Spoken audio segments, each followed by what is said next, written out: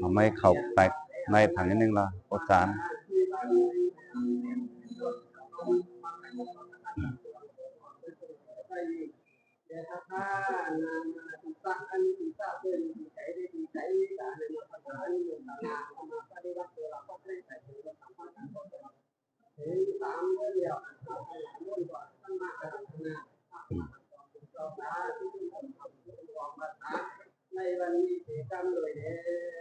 สา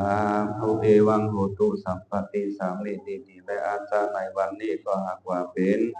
ผีกับสีจุลสักการะจัตวันในปัน386โตโสภนายิกาสายเบาสาวพุทธคำมันในต้องว่าเป็นเดือน12บุญที่จำเริญขึ้นมาว่าไร15คำเป็นวันมหาปวารณาออกวันสาปนิบังเกิดหมายมียังมูลสัทธาอุปสกาอุปาสิกาอันพระไตรรัตนะเกี่ยวต่อสัมภาการมีแก่ลงเป็นกบเป็นกาวกากรรมการก่อนอ่อนสีเสาเล่าวันผู้จารอาจารย์ทั้งหลายมนในวันใบพวงคำและนานาติสาอนุติสาติอันใดมาดูมาตาได้มาหับผู้ศีลตลอด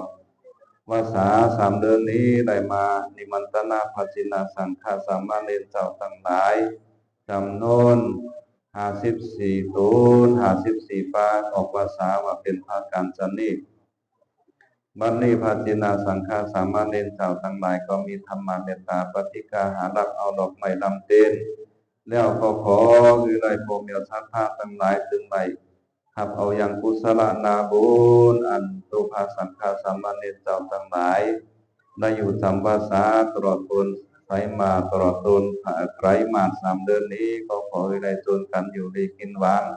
กุศลนาบุญใดๆอันเกิดจากกายกรรมวจีกรรมมโนกรรมศีลธรรมกรรมฐานแห่งที่ผู้สังฆาเจ้าทั้งหลาย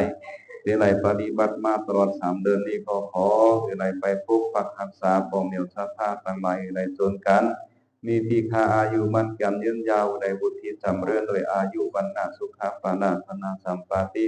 ยาสาสัมปตินันจุงสามีสัตตาโลธรรมาวัฏันติอายุวันโนสุขังปลายาวเนาะวันนี้ตากาเฮาทั้งหลายทั้งบนเนาะไปเป็นวันออกวาสาเนาะเป็นออกวาสาเนาะเอามาออกวาเป็นวันมหาปวารณาออกวาสาเนาะเอาเจ้าพาทั้งหลายไล่กรรมศีลไล่ดูไล่ตามได้มาดูมาตามกรรมศีลภาวนาสุขสุขเนาะตลอด3 เดือนในนี้เนาะเมื่ออยู่กรรมพันนะแล้วก็วันไหนก็เป็นวันอันดีอันงามเนาะเอาเจ้าพาทั้งหลายได้มาดูมาตามในอยู่ก็ขอให้ได้จนกันอยู่ดีกินหวานผู้ก็ผู้คนนาต่อไปก็ที่ไรจนกันไปไต่เต้นเนาะไต่เต้นเนาะไต่เต้นเหลียบเต้นนะเนาะเหลียบเต้นเอาไต่เต้นผู้ก็ผู้คนนะเอาที่เต้นทั้งแผงมันนะ